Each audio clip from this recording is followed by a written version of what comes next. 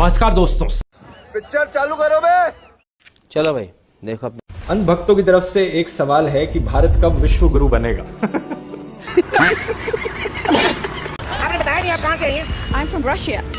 Russia. Yeah. Russian. Yeah. 15,000। ऐसी ही छिछोरापंथी का एक और सैंपल देखिए। आइए देखते हैं, मजा आएगा। हम इंडिया से है पर संस्कार हमें रशिया के पसंद है। यही नहीं, अभी और सुनिए। एक तीसरा वीडियो जिसका टाइटल लिखा है कपिल के लिए अक्षय कुमार ने लेकर आए एक पर एक खूबसूरत रशियन लड़कियां।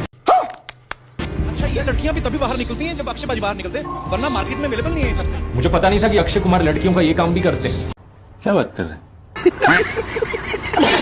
जो दो धेले के सेक्युलर लोग हैं जो गाना गाए जा रहे हैं कि इस रीलबाज लड़की ने गोगामेडी मंदिर के अंदर हमारा हिंदू मुसलमानों का भाईचारा खत्म कर दिया। अच्छा, आप उनके लिए कोई भाई नहीं है, हिंदू सिर्फ और सिर्फ मुसलमानों के लिए चारा है। बांग्लादेश में आप लाइव एग्जांपल देख सकते हैं इसके लिए। गोगामेडी मंदिर के अंदर मुसलमानों का आखिर काम क्या है?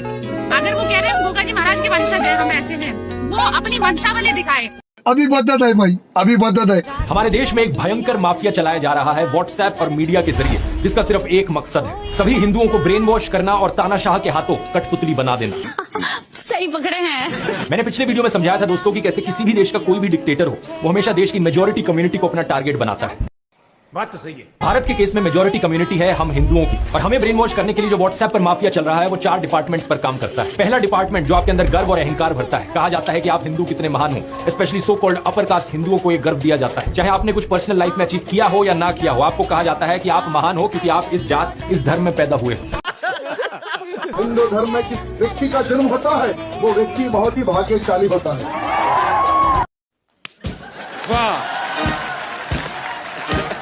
हर्ष गुजराल ने तो सारी हदें पार कर दी, इस चीज को अपना सिग्नेचर डायलॉग ही बना दिया। 6000 में रशियन मिल जाती है। 6000 रुपए में तो रशियन आ जाती है। 6000 में तो रशियन आ जाती। 50,000 का रूम में रखा, सब कितनी रशियन आ जाती है। बस यही देख के तो पूरे सपने आते हैं। इन सब लोगों के चलते देखते ही देखते सोशल मीडिया पर इतने सारे कॉमेडी वीडियोस हो गए जिसमें 6000 रुपए में रशियन की बात कही गई।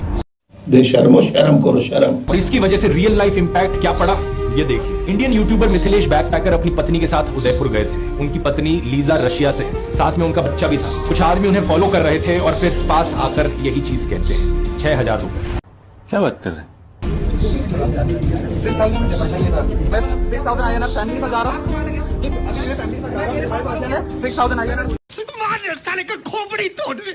ये सब क्या देखना पड़ रहा है? अच्छा है मैं अंधा हूँ। मोहम्मद दीपक बजरंग दल के लड़कों से भिड़ गया और उनको उसने ठिकाने लगा दिया, लेकिन बुजुर्ग पर हमला नहीं होने दिया। मैं मोहम्मद दीपक से पूछूंगी, जब ये इसके भाईचारे वाले भाई हिंदू लड़कियों को काटकर फ्रीज में रख देते हैं, तब मोहम्मद दीपक अपना शरीर का बल क्यों नहीं दिखाता है? अभी बदत है भाई, अभी बदत है। कुछ साल पहले मैं ऐसे लोगों का मजाक बनाया करता था, इन्हें अंधभक्त बुलाकर, लेकिन काफी टाइम से मैंने ये अंधभक्त शब्द भी इस्तेमाल करना बंद कर दिया। ये हमारे ही देश के लोग हैं। अगर हमें देश को बचाना है, आगे लेकर जाना है, तो साथ में मिलकर काम करना होगा। बात तो सही है। जैसा महात्मा गांधी जी ने कहा था, समाज में किसी भी तरीके का डिवीजन नहीं हो सकता, ना हिंदू मुसलमान के बीच, ना ब्राह्मण दलित के बीच, और ना अंधभक्त और लिबरल के बीच। ये बड़ी अच्छी बात कही आप। We the people of India, हमें यूनाइटेड रहना होगा। इन लोगों का मजाक उड़ाने से इनमें कुछ सुधार नहीं आएगा। हमें ये समझना होगा और इनको समझाना होगा कि कैसे ये मानसिक गुलाम बने। क्या बात है सर, क्या बात है सर। कहाँ पर गए हो सारे हिंदू तुम लोग? क्या तुम्हारा खून पानी हो चुका है? यहाँ पर मुसलमानों के विधि विधान से पूजा पाठ हो रहे हैं। रात तेरा तो गेम बजाना पड़ेगा। पिछले साल अप्रैल के महीने में रामनवमी के समय कुछ लोग पकड़े गए गौ हत्या करते हुए आगरा के शहर में। इसकी वजह से आगरा में उस वक्त कम्युनल हिंसा भी छिड़ गई थी। ये इकलौता ऐसा इंसिडेंट नहीं है, अगस्त 2022 में भी ऐसा ही कुछ हुआ था। उत्तर प्रदेश के कनौज डिस्ट्रिक्ट में एक शिव मंदिर के सामने किसी आदमी ने मीट फेंक दी और उसकी वजह से हिंसा छिड़ गई। यही नहीं, अभी और सुनिए। ऐसा ही कुछ मई 2020 में भी हुआ था। कोयम्बटूर मंदिर के सामने किसी ने मीट फेंक दी। फरवरी 2024 उत्तर प्रदेश के मुरादाबाद में कुछ लोग गौ हत्या, काउस की स्लॉटरिंग करते हुए पकड़े गए। ये सारी खबरें सुनकर एक चीज आपके दिमाग में जरूर आएगी, आखिर ये कौन लोग हैं जो हिंदुओं की भावनाओं को ठेस पहुंचा रहे हैं और हिंदुओं को भड़काने की कोशिश कर रहे हैं? बात तो सही है। इसका जवाब वो नहीं जो शायद आप सोच रहे हो। पहली खबर का न्यूज आर्टिकल देखिए। यूपी पुलिस के अनुसार गौ हत्या के पीछे असली जिम्मेदार थे हिंदू महासभा के कुछ कार्यकर्ता जो हिंसा भड़काना चाह रहे थे। क्या बात कर रहे हैं? दूसरी खबर, शिव मंदिर के सामने मीट फिकवाई चंचल त्रिपाठी नाम के एक आदमी ने। इसने एक मुस्लिम कसाई को इसके लिए 10,000 रुपए दिए थे। इसके पीछे कारण था कि ये वहां के एसएचओ हरिश्याम सिंह के खिलाफ बदला लेना चाह रहा था। इस सज्जन को क्या तकलीफ है भाई? तीसरी खबर, कोयम्बटूर के मंदिर के सामने मीट फेंकने वाला आदमी था हरिराम प्रकाश, एक unemployed civil engineering graduate. Police के अनुसार ये मेंटली डिस्टर्ब था। यही नहीं, अभी और सुनिए। चौथी खबर, गौ हत्या के पीछे मुरादाबाद में यूपी पुलिस ने अरेस्ट किया 4 लोगों को, जिनमें से एक था बजरंग दल का लीडर। ये सब क्या देखना पड़ रहा है? अच्छा है मैं अंधा हूँ। एक मुसलमान आदमी को एक झूठे केस में फंसाने की कोशिश कर रहे थे, इसलिए इन्होंने खुद गौ हत्या कर दी। हैरानी की बात यह कि ये काम करने के लिए इन्होंने खुद एक मुस्लिम आदमी की मदद ली। बेशर्मो शर्म करो शर्म। ये वही मोदी है जो पॉडकास्ट में कहते हैं आलोचना तो लोकतंत्र की आत्मा है। मैं आलोचना का स्वागत करता हूँ। आइए देखते हैं, मजा आएगा। आलोचना के साथ आपका कैसा रिश्ता है? कैसे आप आलोचना से निपटते हैं? तो अगर मुझे एक वाक्य में कहना है तो मैं उसका स्वागत करता हूँ। अच्छा, और मैं मानता हूँ कि क्रिटिसिज्म होना चाहिए, और ज्यादा होना चाहिए, और बहुत तीखा क्रिटिसिज्म होना चाहिए। वाह। कभी अक्षय कुमार को कहते हैं कि मुझ पर जो मीम बनते हैं मुझे उनकी क्रिएटिविटी पसंद है, लेकिन फिर कभी एक कार्टून से डर जाते हैं तो कभी सिर्फ मोदी हटाओ देश बचाओ के पोस्टर से। ऐसे देश नहीं चल सकता। हम सब लोगों को ये बात समझनी होगी कि ये नेता लोग देश के मैनेजर हैं, कोई राजा नहीं। इन्हें अपने इलाके को मैनेज करने के लिए चुना गया है और जनता ने इन्हें चुना है, तो जनता के पास अधिकार है इनका मजाक बनाने का भी। क्या बात है सर, क्या बात है सर। गांधी का सपना है कि वो बीजेपी को हराए। वो बीजेपी को हरा सकता है, सिर्फ एक तरीका है, उसे खुद बीजेपी ज्वाइन करनी पड़ेगी। इस गुंडागर्दी से लड़ने का एक तरीका है ऐसे मजाक को नॉर्मलाइज करना समाज में। इसलिए मैं कहूंगा, जाओ सभी पार्टियों के नेताओं का खूब मजाक उड़ाओ, चाहे पैरोडी सॉन्ग बनाओ या सटायर करो, कार्टून बनाओ या मीम्स बनाओ। ये सब सिर्फ इसलिए ताकि आप इन्हें डर के मारे वोट दो। यही कारण है दोस्तों कि 2014 के बाद से परपेचुअली हिंदू खतरे में रहा है। चारों दिशाओं से साल भर साल, महीने भर महीने यही हिंदू खतरे में है का नैरेटिव आपको सुनाया जाता है। हैरान हो जाएंगे, रिपोर्ट के मुताबिक the Muslim population has gone up by 43+%। 43% बढ़ी है। The Hindu population has gone down in an equal period by 7.82%। 88% कम हुई है। Think about this, it's crazy. एक साजिश चल रहा है भारत को गजवाए हिंद करने का। इस्लामिक स्टेट बनाना चाहता है। अभी मदद है भाई, अभी मदद है। जबकि 2014 से पहले इसकी आपको कोई बात भी कहीं सुनने को नहीं मिलती थी। सिर्फ सत्ता पाने के लिए ये देश में हिंदू मुसलमानों को लड़वाने की बात करते हैं, देश को तोड़ने की बात करते हैं। ये बड़ी अच्छी बात कही आप। कोई भी समझदार इंसान, कोई भी समझदार बच्चा तक ये समझ सकता है कि देश की सुरक्षा चुनी हुई सरकार की जिम्मेवारी है। तो सवाल उसी से पूछा जाना चाहिए। बात तो सही है। दिसंबर 2016 में प्रधानमंत्री मोदी ने एक रैली में कहा था कि नोटबंदी ने आतंकवाद की कमर तोड़ दी है। तो सवाल ये उठता है कि आतंकी हमले रुके क्यों नहीं उसके बाद। सिर्फ जम्मू एंड कश्मीर की ही बात करें हम तो देखो, नवंबर 2016 में हुआ नागरोटा आर्मी बेस अटैक, जुलाई 2017 में अमरनाथ यात्रा अटैक, फरवरी 2018 संजूवन मिलिट्री स्टेशन अटैक, यही नहीं, अभी और सुनिए।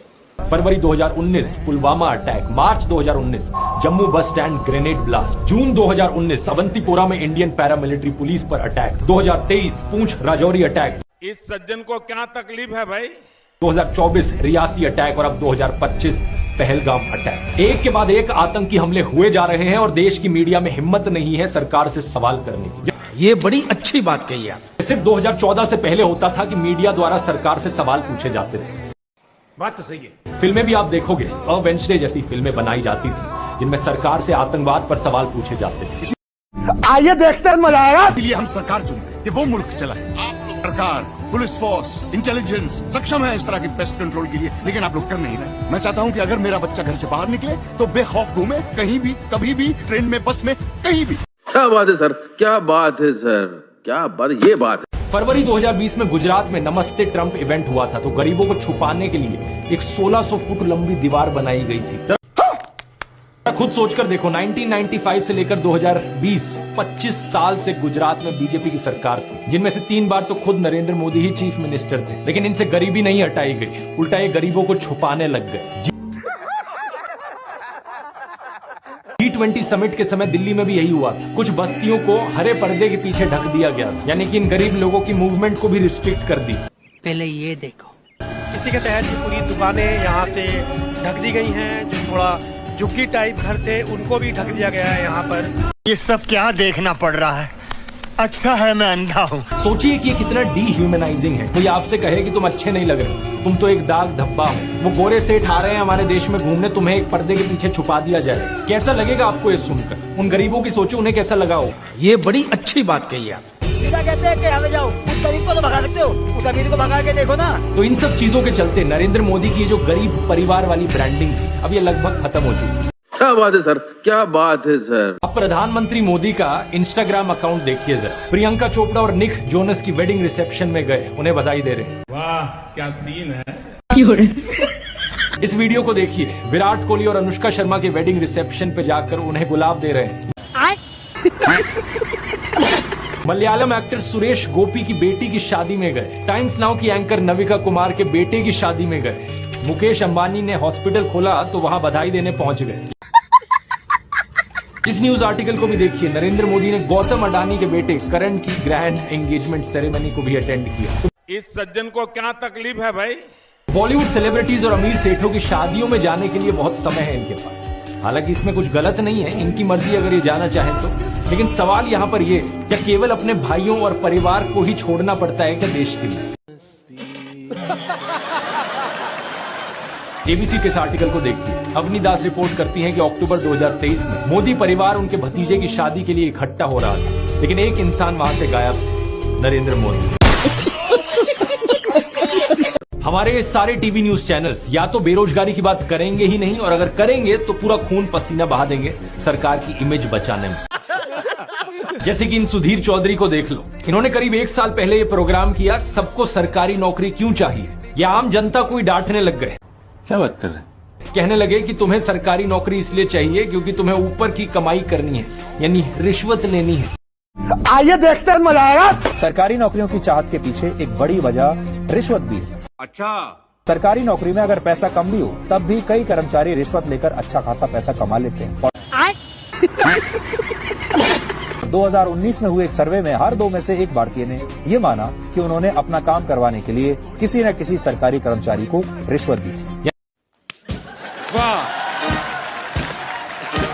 यानी सुधीर भाई के अनुसार प्रधानमंत्री मोदी का जो नारा था, न खाऊंगा न खाने दूंगा, ये जुमला है। और मेरा तो मंत्र है, न खाऊंगा न खाने दूंगा। मीडिया को इससे कोई मतलब नहीं है। इनके सेठ और देश के बॉलीवुड सेलिब्रिटीज को यहाँ पर Y+Z+ सिक्योरिटी कवर्स मिल रहे हैं। क्या बात कर रहे हैं?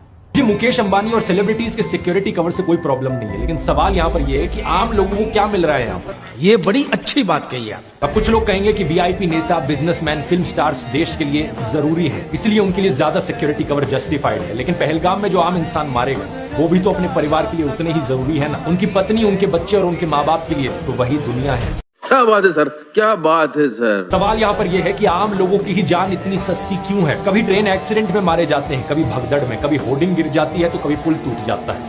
यही नहीं, अभी और सुनिए। कभी किसी की पोर्श या लैम्बोर्गिनी गाड़ी के नीचे आके मारे जाते हैं, या सड़क पर मैनहोल में गिर जाते हैं, तो कभी आतंकी हमले में मारे जाते हैं। ये बड़ी अच्छी बात कही आप।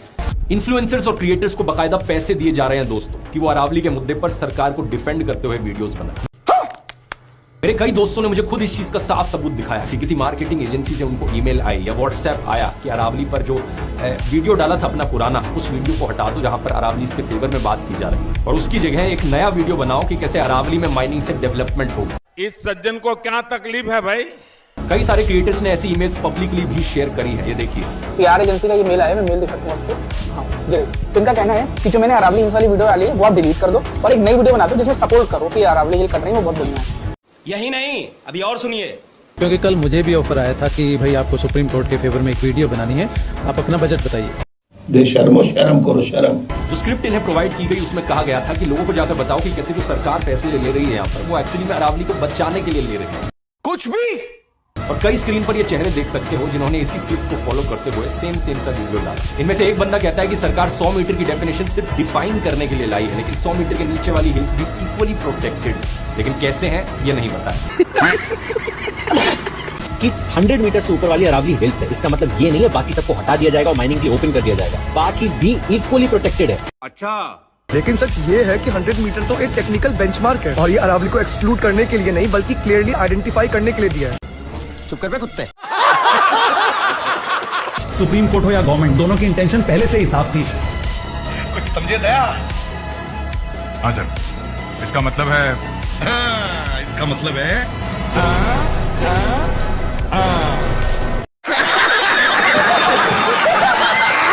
आम लोगों की सिक्योरिटी की बात हो तो सरकार आर्मी ट्रूप्स की सैलरी और पेंशन की चिंता करने लगती है।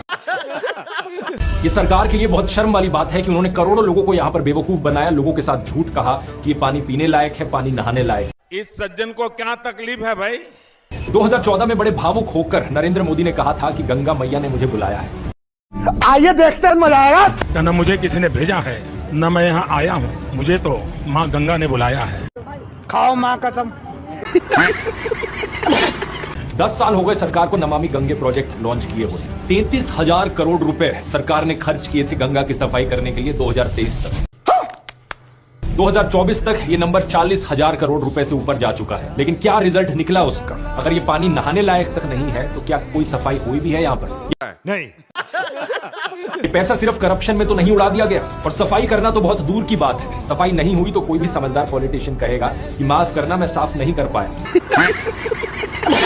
लेकिन इस सरकार की बेशर्मी इतनी ज्यादा है कि ये मानने को ही तैयार नहीं है कि गंगा नदी प्रदूषित है। उत्तर प्रदेश के मुख्यमंत्री आदित्यनाथ ने कहा कि संगम का पानी पीने और नहाने दोनों के लिए ठीक है। संगम का जल स्नान करने लायक भी है और आचमन करने लायक भी है। इन्होंने इस फीकल बैक्टीरिया होने की बात को नजरअंदाज कर दिया। क्या बात है सर, क्या बात है सर। डॉक्टर के पास ले चलेंगे आप? गाड़ी अपनी मर्जी से ले चलो। आप कोई भी डॉक्टर हो, थोड़ा सा मेरे को चक्कर आ रहा है बहुत ज्यादा। ये हुई ना बात। एक मिनट, एक बात बताइए, आप एक मुस्लिम होके एक हिंदू को डॉक्टर के पास लेके जा रहे हैं। वाह क्या सीन है। आपको मुस्लिम हो ना, मतलब मैं हिंदू नहीं हूँ। वो आप इसको अपनी जगह पे। क्या बात है सर, क्या बात है सर। मेरा एक ही सवाल है नफरत फैलाने वाले नमूनों से। आपको मैंने इतने सारे केसेस गिना दिए यहाँ पर पिछले 1-2 सालों के, जहाँ पर हत्या करने वाला एक हिंदू था। बात तो सही है। तो क्या यहाँ पर यह कहा जा सकता है कि हर हिंदू आदमी यहाँ पर एक पोटेंशियल खूनी है? ऑब्वियसली नहीं कहा जा सकता। ये बड़ी अच्छी बात कही आप। देश में 55 से 60 करोड़ हिंदू आदमी रहते हैं। इन 20-30 केसेस को लेकर जनरलाइज नहीं किया जा सकता कि सारे हिंदू लड़के ऐसे होते हैं। यही नहीं, अभी और सुनिए।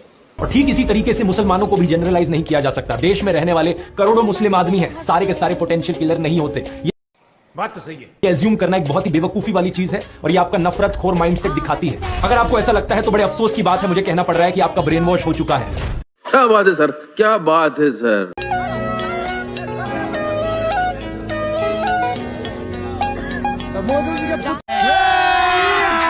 अभी मजा आएगा ना। प्रधानमंत्री मोदी को एक परमात्मा मानते हैं, उनकी पूजा करते हैं। ऐसा कैसे हो सकता है कि एक पॉलिटिशियन को लेकर लोग इतने अंधे हो गए हैं? और ये इकलौते नहीं है, मैंने पिछले वीडियो में आपको उसके कई और उदाहरण दिए। आइए देखते हैं, मजा आएगा। बीजेपी के टिकट पर तो कुत्ता भी खड़ा हो जाए हम जिता देंगे। ये सच है, अगर कुत्ता भी आएगा उसको भी जिताएंगे। तो फिर अंधविश्वास नहीं, भक्त हैं, अंधविश्वास नहीं है, हम भक्त हैं। अच्छा। महंगाई मेरे हिसाब से कोई ज्यादा नहीं हुई। अब मैं 10 साल से बनियान नहीं पहन रहा, देखो आप। तो भगवान है हमारे, हम उनकी पूजा करते हैं। ऐसा हुआ है इमोशनल मैनिपुलेशन और ब्रेन वॉशिंग की वजह से। अन्य भक्तों की तरफ से एक सवाल है कि भारत कब विश्व गुरु बनेगा? देखो, ये सवाल ही गलत है अपने आप में। विश्व गुरु बनना ही क्या हमारा ऑब्जेक्टिव होना चाहिए यहाँ पर? मेरी राय में नहीं। कौन सा देश विश्व गुरु है आज के दिन? यूएस से ज्यादातर लोगों की राय में अमेरिका सबसे बड़ी सुपर पावर है दुनिया की। लेकिन क्या एक आम इंसान अमेरिका में खुश है? नहीं।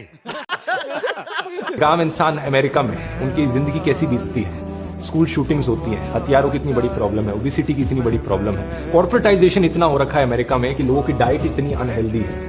ये बड़ी अच्छी बात कही आप। और अमेरिका को फिर कंपेयर करो ऐसे देशों से जो विश्व गुरु नहीं है, लेकिन जहां पर लोग सबसे ज्यादा खुश हैं। क्या बात कर रहे हैं? स्वीडन, फिनलैंड, डेनमार्क, नॉर्वे, ये जो देश हैं, यहाँ पर सबसे ज्यादा साफ हवा है, सबसे ज्यादा साफ पानी है, और लोग सबसे ज्यादा खुश रहते हैं। तो बात तो सही है। मेरी राय में हमारा फोकस यहाँ पर होना चाहिए एक आम इंसान की जिंदगी सुधारने में। कैसे एक देश अपने सिटीजन्स की लाइफ क्वालिटी को सबसे टॉप पर ले जा सकता है। हमारा फोकस यहाँ विश्व गुरु बनने पर नहीं होना चाहिए। इस सज्जन को क्या तकलीफ है भाई? एक देश सुपर पावर बन जाए ना बने, इससे कोई फर्क नहीं पड़ना एक आम इंसान की जिंदगी में। क्या बात है सर, क्या बात है सर, क्या बात है, ये बात है। ऐसा कुणाल कामरा के साथ भी बहुत बार हो रखा है, और ये चीज मोदी के नए भारत में ही हो सकती है। कि हमारे पुराने भारत में जवाहरलाल नेहरू के समय में इंडिया के सबसे फेमस कार्टूनिस्ट में से एक थे केशव शंकर पिल्लई। उन्होंने पंडित नेहरू को फीचर करते हुए 4000 कार्टून्स बनाए थे। क्या बात कर रहे हैं? कुछ कार्टून्स में पंडित नेहरू का मर्सीलेसली मजाक उड़ाया गया था, लेकिन जवाब में उन्होंने शंकर को कहा, डोंट स्पेयर मी शंकर, यानी शंकर मुझे बख्शना मत। क्या बात है सर, क्या बात है सर। उन्होंने कहा था कि शंकर आप मुझे मेरी कमियां दिखाने में मदद करते हो। ऐसे ही थे हमारे प्रधानमंत्री मनमोहन सिंह जी भी। 2010 का ये वीडियो देखिए जहां लोग प्रधानमंत्री मनमोहन सिंह और सीनियर कांग्रेस नेता सोनिया गांधी का मजाक उड़ा रहे हैं। क्या बात कर रहे हैं? ये सोनी टीवी चैनल का वीडियो है जो करोड़ों घरों तक पहुंच रहा था, लेकिन इसके बावजूद भी कोई स्टूडियो नहीं तोड़ा गया, किसी पर कोई FIR नहीं करी गई। ये भी एक भारत था हमारा। ये बड़ी अच्छी बात कही आप। लेकिन आजकल नेता अपने आप को महाराजा समझ बैठे हैं। यहाँ सिर्फ शिंदे सेना और बीजेपी के नेताओं की बात नहीं हो रही है, दूसरी पार्टियों में भी ऐसे नेता। बात तो सही है। जैसे कि ममता बनर्जी, जिन्होंने 2019 में एक मीम के चलते बीजेपी यूथ विंग की प्रियंका शर्मा को गिरफ्तार करवा दिया। 2012 में प्रोफेसर अभिकेश महापात्र को ममता बनर्जी का एक कार्टून फॉरवर्ड करने की वजह से गिरफ्तार किया गया। उन्होंने कहा कि TMC के गुंडों ने उन्हें पीटा और फिर उन्हें एक शिकायत के आधार पर गिरफ्तार किया गया। क्या बात है सर, क्या बात है सर।